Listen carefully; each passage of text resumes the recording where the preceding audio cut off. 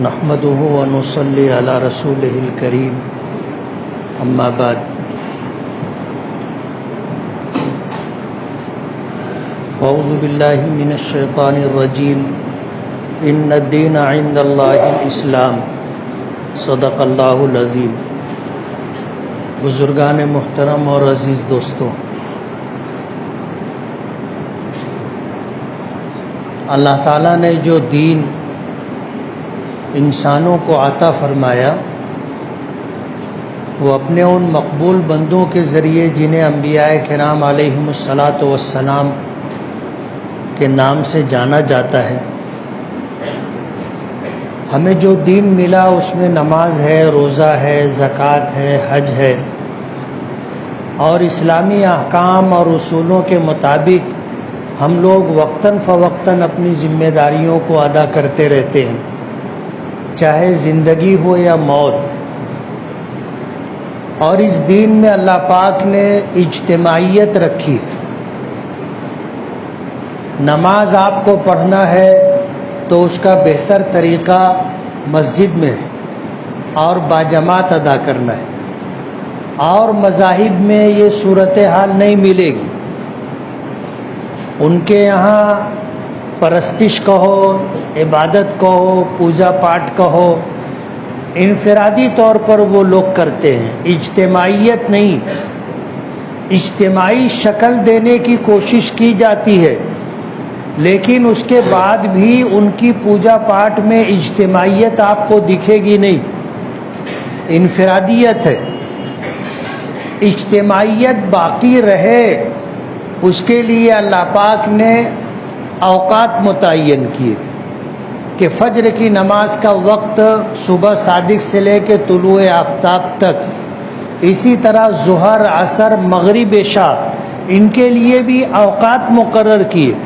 فرمایا ان الصلاۃ کانت علی المؤمنین کتابا موقوتا، کہ اللہ پاک نے نماز وقت مقررہ پر فرض فرمائی۔ ایسا نہیں کہ آدمی جب چاہے جب کر لے، یہ بات نہیں ہے۔ اسے نماز پڑھنا ہے، وقت مقرر ہے، اور اس کی ادائیگی کے لیے طریقہ کار دیا گیا۔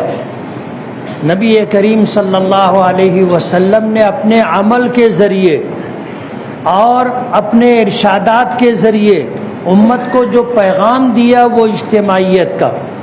نبی کریم صلی اللہ علیہ وسلم نے نماز فرض ہونے کے بعد، اوقات مقرر ہو جانے کے بعد، مدینہ منورہ میں حضرت بلال رضی اللہ تعالی عنہ کو مقرر کیا تھا۔ جب نماز ادا کرنی ہوتی تو حضرت بلال مدینہ کی گلیوں میں گھوم کر لوگوں کو آواز دیا کرتے تھے کہ الصلاۃ جامعہ، الصلاۃ جامعہ۔ فجر کی نماز میں حضرت بلال نے یہ جملہ کہا تھا الصلاۃ خیر من النوم، جسے نبی کریم صلی اللہ علیہ وسلم نے اذان میں جگہ دی۔ لوگوں کو نماز کی ادائیگی کے لیے جمع کیا جائے، اور یہ عبادت اجتماعی طور پر ادا کی جائے کہ ایک امام ہو، باقی سب اس کی مقتدی ہوں، اور مل جل کر کے نماز کا فریضہ انجام دیا جائے۔ حضرت بلال رضی اللہ تعالی عنہ مدینے کی گلیوں میں گھومتے تھے، آواز دیتے تھے۔ جہاں پہلے چلے جاتے تھے وہ لوگ پہلے آ جاتے تھے، اور جہاں حضرت بلال بعد میں پہنچتے تھے وہ لوگ تاخیر سے آتے تھے، اور لوگوں کو انتظار کی مشقت اٹھانی پڑتی تھی۔ اور اگر جلدی جماعت کھڑی ہو جائے تو جو لوگ بعد میں آتے تھے ان کی جماعت چھوٹ جاتی تھی۔ بہرحال انتظار کرنا پڑتا تھا۔ صحابہ کرام اور خود نبی کریم صلی اللہ علیہ وسلم نے اس سلسلے میں مشورہ فرمایا کہ کیا شکل اختیار کرنی چاہیے کہ بیک وقت لوگوں تک آواز پہنچے اور لوگ جمع ہوں، اکٹھا ہو جائیں تو جماعت کے ساتھ نماز ادا کی جا سکے۔ اس زمانے میں جو طریقہ رائج تھا، یہودیوں کے یہاں، عیسائیوں کے یہاں، مجوسیوں کے یہاں، مشرکوں کے یہاں، اس کی مثال دی گئی لوگوں نے رائے دی گھنٹہ بجانا چاہیے، بڑا گھنٹہ، تاکہ پوری بستی میں آواز پہنچے۔ حضور پاک صلی اللہ علیہ وسلم نے فرمایا کہ یہ تو مشرکین کا طریقہ ہے۔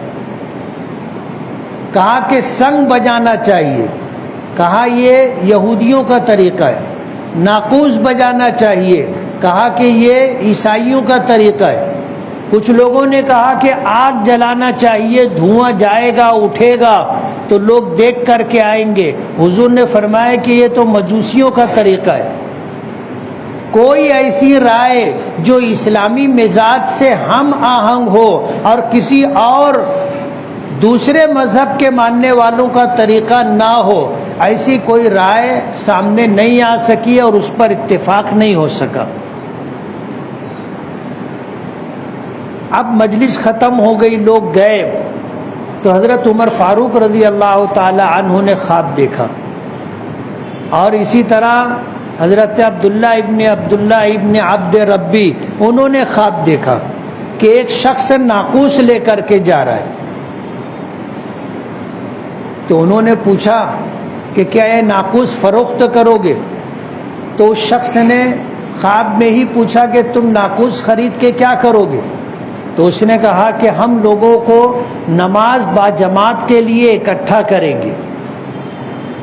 تو اس شخص نے کہا کہ میں تم کو ناقوس بجانے سے اچھا طریقہ نہ بتاؤں؟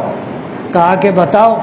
تو اس نے ناقوس رکھ دیا اور سامنے ایک ٹیلا تھا، اس پر چڑھ گیا اور اپنی انگلی کان میں دے کر کے اس نے اذان کہی، اللہ اکبر اللہ اکبر، پوری اذان، جس میں الصلاۃ خیر من النوم نہیں تھا۔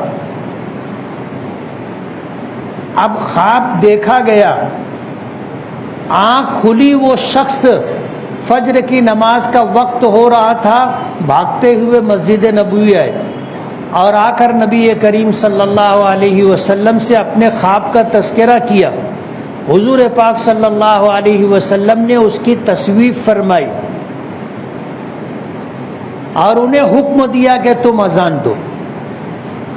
وہ اذان دینے لگے تو حضرت عمر فاروق بھی بھاگتے بھاگتے آئے اور آ کر نبی کریم صلی اللہ علیہ وسلم کو اپنا خواب بتایا اور اذان کے کلمات سنائے۔ دونوں کا خواب بے عینی ہی ایک جیسا تھا۔ حضور پاک صلی اللہ علیہ وسلم نے اس کی تصویب اور تائید فرمائی اور حکم دیا کہ اب نماز باجماعت کے لیے لوگوں کو اسی طرح اکٹھا کیا جائے گا۔ یہاں سے اذان کی مشروعیت امت کو ملی کہ اب اس طرح اذان دی جائے گی اور لوگوں کو اکٹھا کیا جائے گا۔ نماز با جماعت ادا کرنے کے لیے یہ طریقہ اختیار کیا گیا۔ روزوں کی فرضیت آئی تو اس کے لیے زمانہ وقت مقرر کیا گیا کہ یہ روزہ رمضان میں فرض ہے۔ زکوٰۃ کی ادائیگی کا حکم آیا، عام مسلمانوں کو حکم دیا گیا کہ بیت المال میں زکوٰۃ جمع کی جائے اور بیت المال کے ذریعے اجتماعی شکل میں امت کے مسائل کو حل کرنے کے لیے وہ زکوٰۃ کی رقم خرچ کی جائے۔ حج کا حکم آیا تو حج کے لیے وقت مقرر کیا گیا، جگہ مقرر کی گئی، طریقہ کار مقرر کیا گیا۔ تو ہماری عبادتوں میں اجتماعیت ہے۔ نماز با جماعت ہم باہر بھی پڑھ سکتے، اس امت کو اللہ نے اس کی اجازت دی اور پوری روئے زمین کو مسجد بنا دیا۔ مسجد کا مطلب یہ ہے کہ وہ سجدہ گاہ ہے، آپ نماز پڑھنا چاہو، سجدہ کرنا چاہو، کر سکتے ہو۔ پوری روئے زمین کو اس امت کے لیے سجدہ گاہ بنا دیا گیا۔ پچھلی امتوں کے لیے عبادت کی ادائیگی کے لیے مقامات مقرر تھے۔ یہودیوں کے لیے صومعہ تھا، ایک عبادت گاہ، عیسائیوں کے لیے گرجا گھر تھا، وہ اس کے باہر عبادت نہیں کر سکتے تھے۔ اس امت کو اللہ پاک نے پوری دنیا میں جہاں کہیں نماز ادا کرنے پر کسی کو اعتراض نہ ہو اور جس کی ملکیت ہے وہ تمہیں اجازت دے، تم وہاں پر نماز پڑھ سکتے ہو۔ جنگلات میں، پہاڑوں میں، لوگوں کی خاصگی جگہوں پر، عام شاہراہوں اور راستوں پر نماز ادا کی جا سکتی ہے، لیکن اس کا خیال رکھا جائے گا کہ لوگوں کو اس پر اعتراض نہ ہو اور اس سلسلے میں رکاوٹیں نہ آئیں، اور جن کی زمینیں ہیں ان سے اجازت لے کر کے کیا جائے۔ اب ضرورت تھی کہ اس فرض کی ادائیگی کے لیے جگہ ہونی چاہیے، تو مسجد بنائی گئی، مسجد بنائی گئی، اور سب سے پہلے نبی کریم صلی اللہ علیہ وسلم نے مسجد نبوی کے لیے جگہ وقف کی۔ آپ جب مکے سے ہجرت کر کے مدینہ تشریف لے گئے تو وہاں جانے کے بعد سب سے پہلا کام یہی ہوا۔ واقعات آپ بارہا سن چکے کہ آپ اپنی اونٹنی پر سوار ہو کر کے جا رہے تھے اور مدینہ منورہ میں داخل ہو رہے تھے، تو ہر شخص کی خواہش تھی کہ حضور ان کے گھر مہمان بن کر قیام کرے۔ ہر ایک کہتا تھا کہ اللہ کے رسول یہ جان اور یہ مال آپ کا ہے، آپ ہمارے گھر قیام کریں۔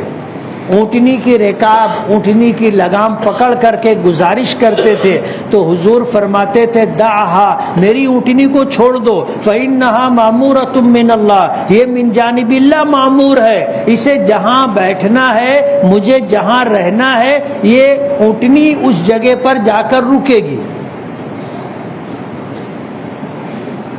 حدیث پاک میں آتا ہے کہ یہ اونٹنی چلتے چلتے مدینے کے کنارے اس جگہ پر پہنچی جہاں آج مسجد نبوی ہے۔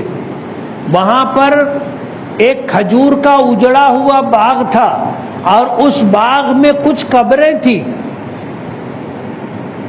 باغ اجڑ چکا تھا۔ یہ اونٹنی جا کر اس جگہ بیٹھ گئی، وہاں پر کسی کا مکان بھی نہیں تھا۔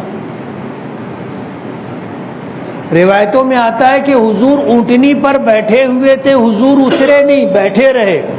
اونٹنی آپ کو لے کر پھر اٹھی، کھڑی ہوئی اور اس نے ایک چکر لگایا، اور اس کے بعد چل کر کے حضرت ابو ایوب انصاری رضی اللہ تعالی عنہ کے مکان کے دروازے پر اونٹنی جا کر بیٹھ گئی۔ حضور نے اسی گھر میں ابو ایوب انصاری کے یہاں مہمان بن کر کے قیام کیا، اور آپ نے معلوم کیا کہ جس جگہ اونٹنی بیٹھی تھی وہ جگہ کس کی ملکیت، کس کا باغ ہے۔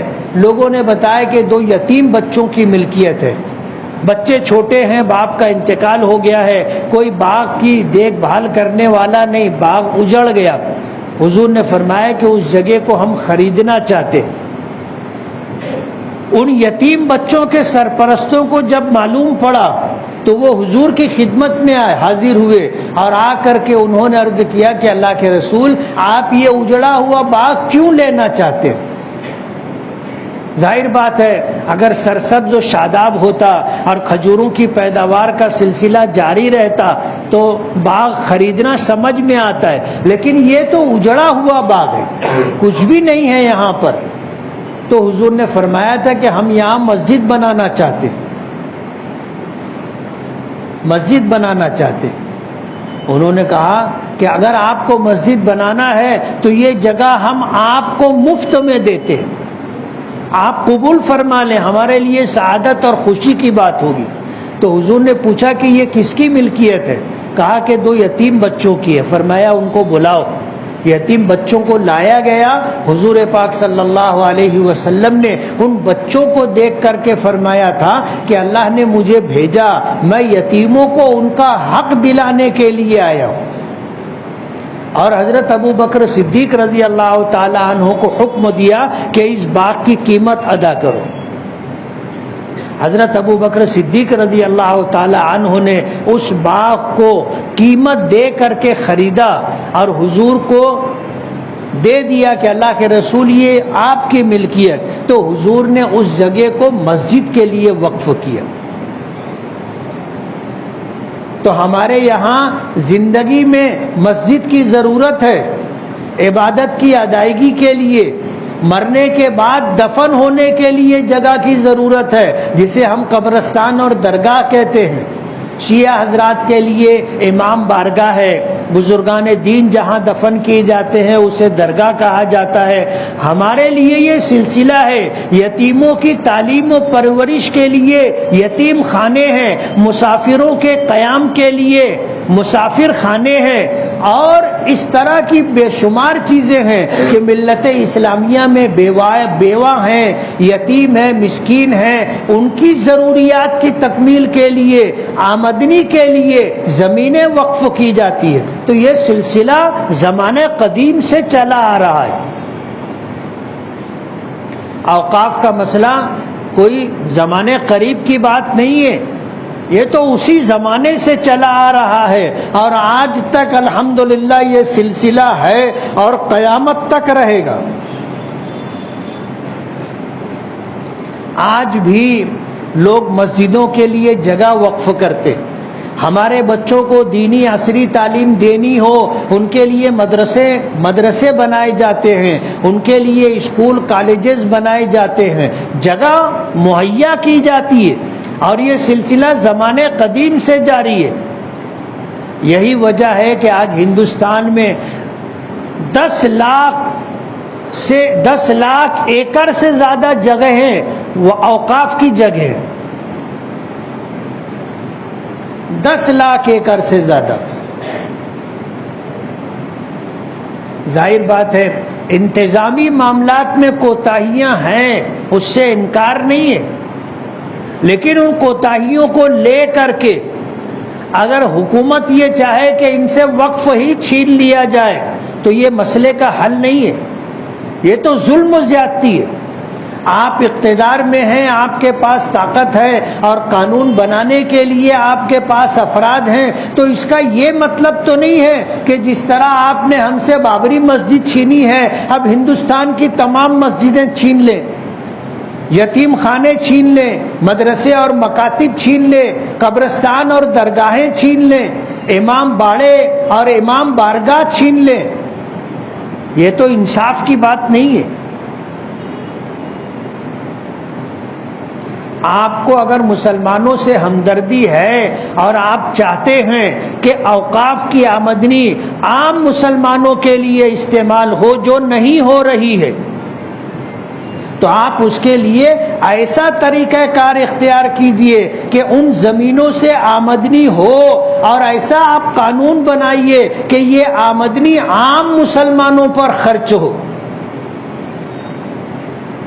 ہمیں اس بات کا اعتراف ہے کہ درگاہوں کے نام پر, مسجدوں کے نام پر بڑی بڑی زمینیں بادشاہوں نے, نوابوں نے اور دیگر لوگوں نے دی ہے, اور آج جو لوگ اس پر قابض ہیں وہ لوگ یا تو اسے غیر قانونی طریقے سے فروخت کر رہے ہیں یا اس کی آمدنی سے ذاتی فائدہ اٹھا رہے. ہم اس سے انکار نہیں کرتے. آج اوقاف کی آمدنی کے ذریعے عام مسلمانوں کی ضروریات کی تکمیل کا کوئی نظم نہیں. ہمیں اس بات کا احساس ہے اور ہمیں اس بات کا اعتراف ہے, لیکن اس کا یہ مطلب تو نہیں ہے کہ آپ اوقاف ہی چھین لیں.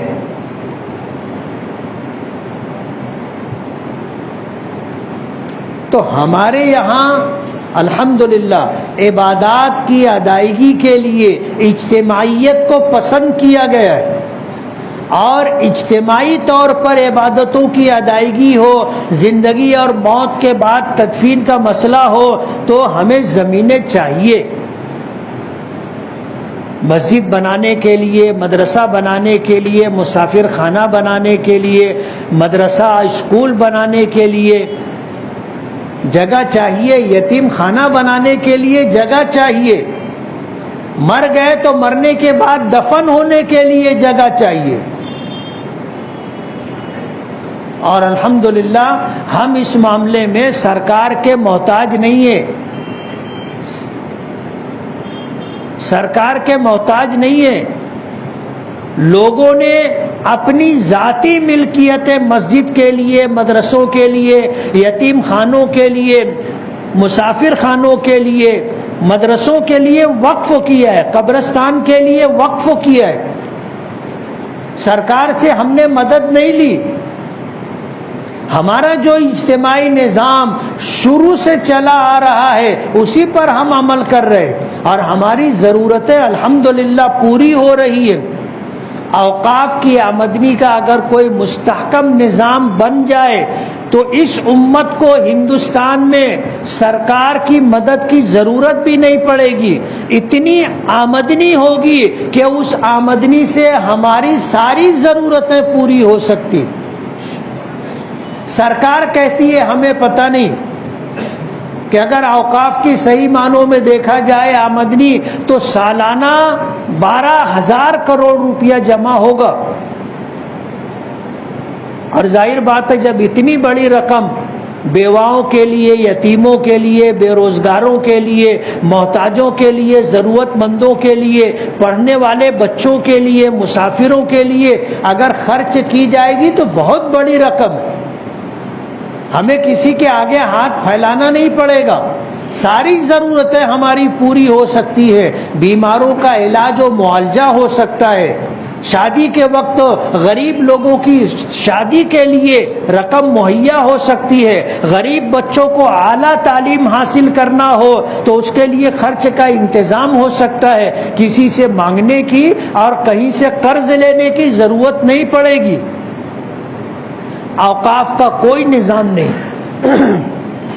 اس بات کا ہمیں اعتراف ہے. 1995 میں حضرت مولانا سید اسد مدنی رحمت اللہ علیہ نے راجیہ سبھا کے ممبر تھے، پارلیمنٹ میں قانون بنوایا تھا وقف ایکٹ 1995. اسی جذبے کے پیش نظر کہ اوقاف کا صحیح استعمال ہو اور اس سے جو آمدنی ہو وہ صحیح جگہ پر خرچ ہو، اس بات کی کوشش کی جاتی رہی. لیکن ظاہر بات ہے کہ جو لوگ اوقاف پر قابض ہیں اور اس کی آمدنی سے ذاتی فائدہ اٹھا رہے ہیں، ایسا سمجھتے ہیں کہ وہ ان کی ذاتی ملکیت ہے، باپ دادا کی ملکیت ہے. وہ لوگ اس رقم کو ذاتی طور پر استعمال کر رہے ہیں. یہ دقتیں اور پریشانیاں ہیں.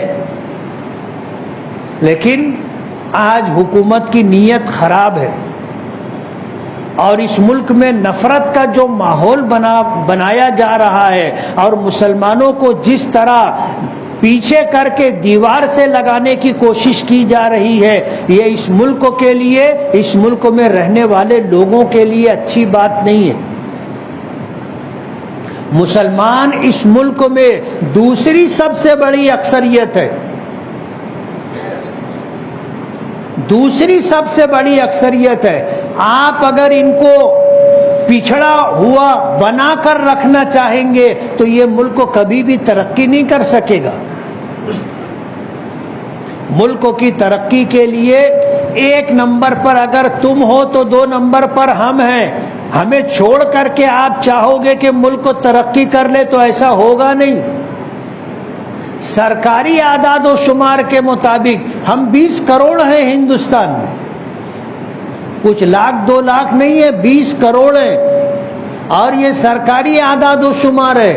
اور صحیح اعداد و شمار اگر دیکھا جائے، بتانے والے بتاتے ہیں کہ ہم 1/4 کے قریب ہیں.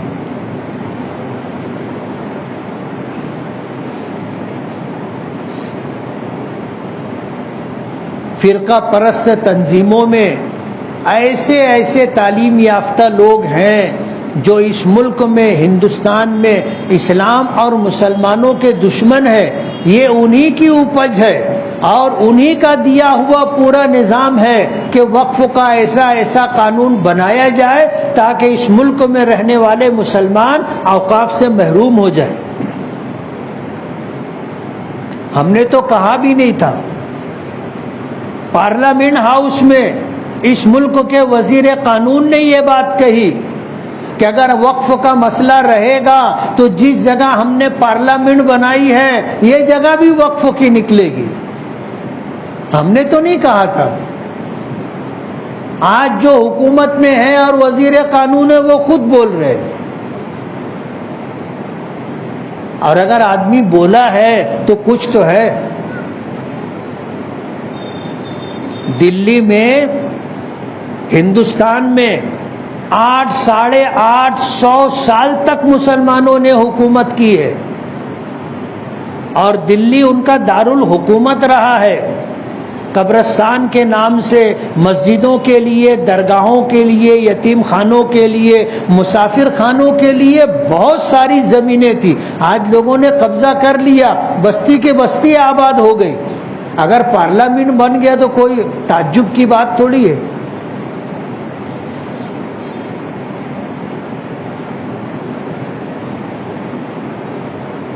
مسلم پرسنل لا بورڈ نے 7 جولائی تک اس بات کا اعلان کیا ہے کہ مختلف طریقوں سے ہم احتجاج کریں گے، اور اس احتجاج کے لیے الگ الگ طور طریقہ قانون کے دائرے میں رہ کر کے اختیار کیا جائے گا.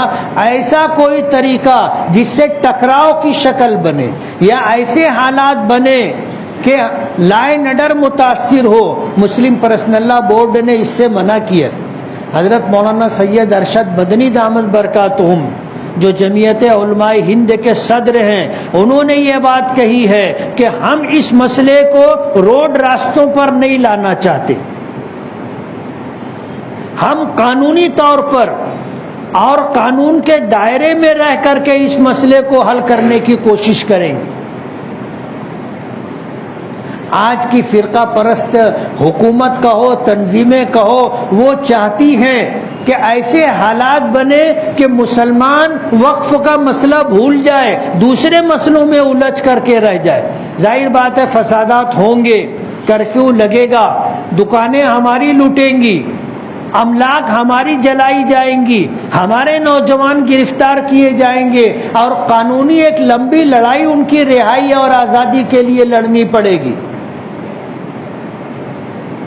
اور ایسے حالات نہ آئیں، ہماری یہ کوشش ہے، اور حالات بگڑے دوسروں کی یہ کوشش ہے. اس لیے ہم نے یہیں سے یہ اعلان کیا تھا کہ ہمارے اکابرین مسلم پرسنل لا بورڈ اور جمعیت علماء کے ذمہ داران وقف کے تئیں جو فیصلہ لیں گے اور ہمارے لیے جو گائیڈ لائن جاری کریں گے، ہم اسی کے مطابق عمل کریں گے.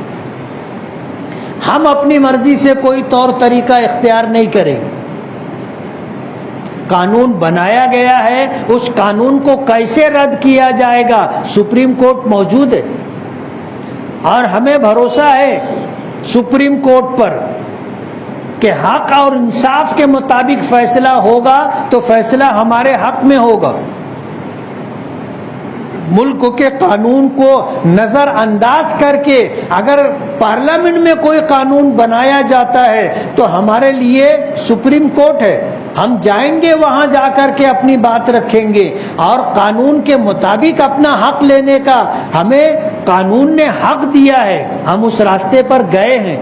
اور اللہ کا بہت بڑا احسان ہے، ہمارے ساتھ اس مسئلے کے حل کے لیے سیاسی جماعتوں کے ساتھ ساتھ ہندو برادران وطن کی ایک بڑی تعداد ہے. وہ بھی سمجھ رہے ہیں کہ یہ غلط قانون بنایا گیا ہے اور مسلمانوں سے ان کی وقف کی املاک و جائیداد چھیننے کی ایک سازش ہے.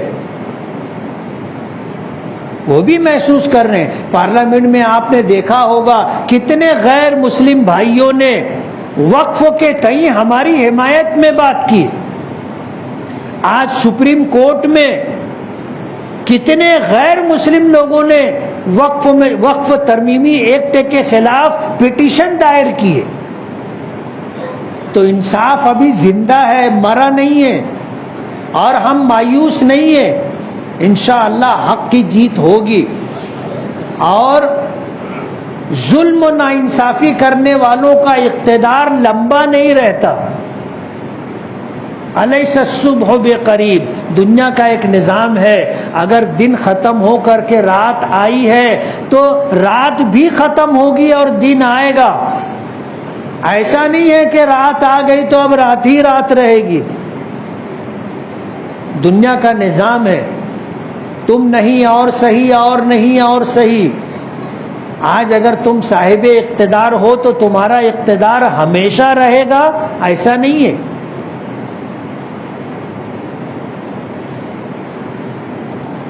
مسلم پرسنل لا بورڈ نے احتجاج کے لیے آج بازو پر کالی فت باندھ کر کے اپنے احتجاج کو درج کرانے کا پیغام دیا تھا، اور مقامی طور پر اس کا اعلان بھی کیا گیا۔ تو ہم کوشش بھی کریں اور دعا بھی کریں۔ ظاہر بات ہے آج جو انصاف کی کرسیوں پر بیٹھے ہیں، جن کے پاس فیصلہ کرنے کی طاقت ہے، ان کے دل بھی اللہ کے قبضے قدرت میں۔ اللہ پاک جو چاہیں گے وہ ہوگا، اور انشاءاللہ بہتر ہی ہوگا۔ اللہ تعالی ہمیں عمل کی توفیق عطا فرمائے۔ وآخر دعوانا ان الحمد للہ رب العالمین۔